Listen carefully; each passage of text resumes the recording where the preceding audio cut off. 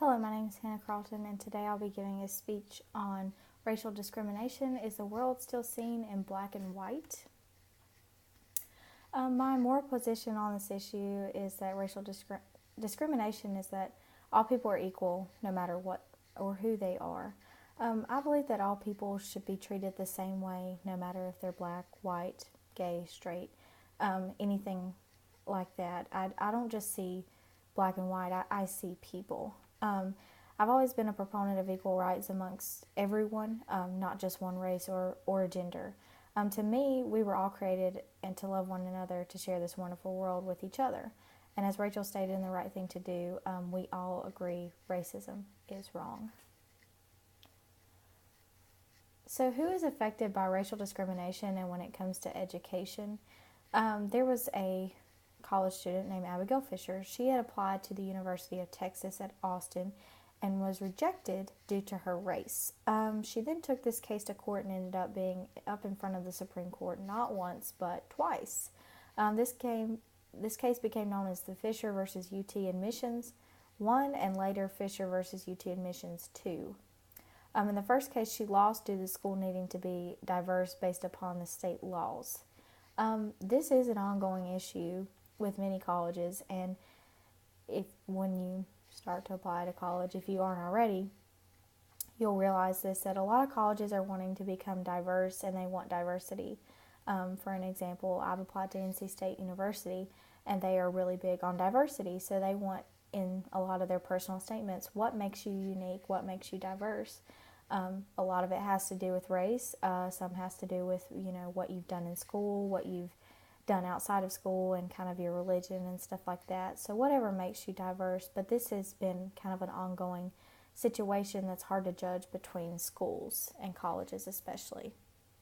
So how did this court process work? Well, in the case of Abigail, the court had to evaluate the school's policy and define its actual standards of diversity. The court decided that the school must use narrow tailoring. This means that they must get court approval of the diversity of their student body. So many colleges have gone through the same process in order to be deemed as fairly diverse amongst their entire student body. So how does this affect jobs in college and universities? Well, there's a case in South Carolina where one predominantly black college faced several legal expenses due to 3 white hopeful employees who were turned away from jobs.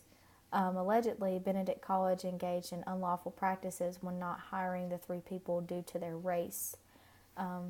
We later find out that Benedict denied all the allegations and proceeded by explaining their reasoning for not hiring the 3 individuals, which were justified reasonings. The college responded that they will welcome all diversity and do not discriminate in any aspect of their institution. In other words, the college openly accepts all races. They weren't discriminating them just because they were white. They really truly did not hire them due to their qualifications and what their standards are for employees. So the Supreme Court tends to favor race-based policies. The rulings debating racial discrimination are held under the Disparate Impact, which claims that the plaintiffs can bring up discrimination acts to court even if they are unintentional and may act in favor towards them. So in other words, racial discrimination can be claimed more easily and even if it is unintended. An example would be if, let's say, someone had a party and they didn't invite someone because of their race. If that was brought up in a court case, they could say, oh, well, this person didn't get invited because they're Hispanic, or they're black, or they're white. And that can be used in a court of law, even if it is unintentional and it was not based upon race.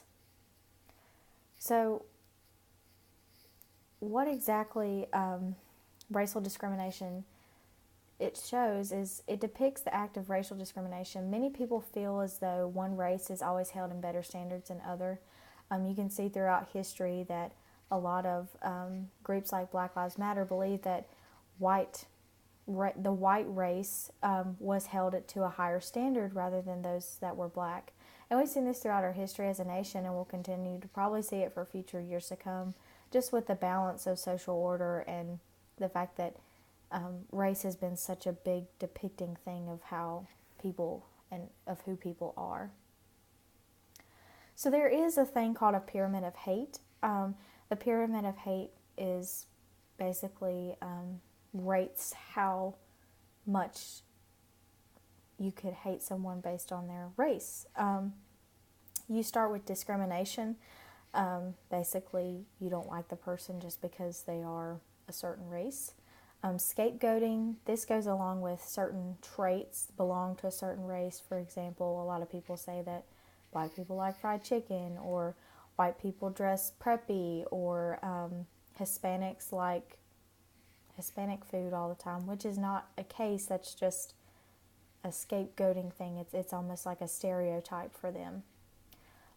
Then you start to see violence and hate crimes. You'll see people deliberately doing stuff to other people based upon them just being a black person or them just being a white person. And then it gets all the way up to genocide. Genocide, you're looking at something like the Holocaust, where people were murdered because they were Jewish, and it was based on their looks.